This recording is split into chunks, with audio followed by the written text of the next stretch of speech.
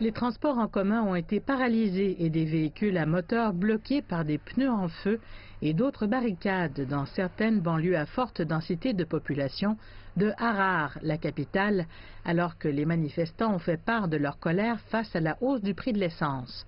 La police, lourdement déployée, a utilisé de vraies balles et des gaz lacrymogènes pour contrôler la foule. Et vers midi, tout était bloqué dans le quartier central des affaires. En raison de l'agitation, la plupart des entreprises ont fermé prématurément et les travailleurs ont été renvoyés chez eux plus tôt. Il y a aussi eu perturbation des transports en commun et conséquemment de longues marches furent nécessaires. Les manifestants craignent que la hausse des prix du carburant ne vienne aggraver leur situation déjà désespérée. Nous nous préparons déjà à des augmentations pour tout le reste, car nous savons que le carburant contrôle les prix de tout le reste. C'est donc inévitable.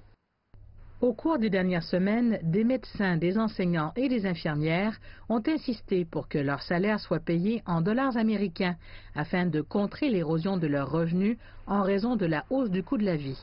Et la semaine dernière, les travailleurs ont rejeté une augmentation de 10% proposée par le gouvernement. Le gouvernement zimbabwéen affirme ne pas avoir les moyens de payer les salaires en dollars américains et a appelé au calme alors qu'il tente de faire face à la crise économique.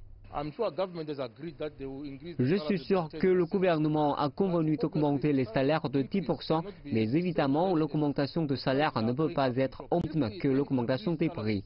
Si nous augmentons les salaires au même taux que l'augmentation du carburant, cela sera insoutenable et nous n'aurons pas l'argent nécessaire pour payer les fonctionnaires.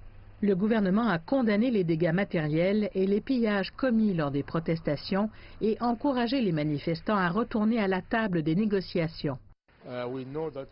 Nous savons que les personnes ont le droit d'exprimer leur désaccord, mais cela doit être fait dans les limites de la loi.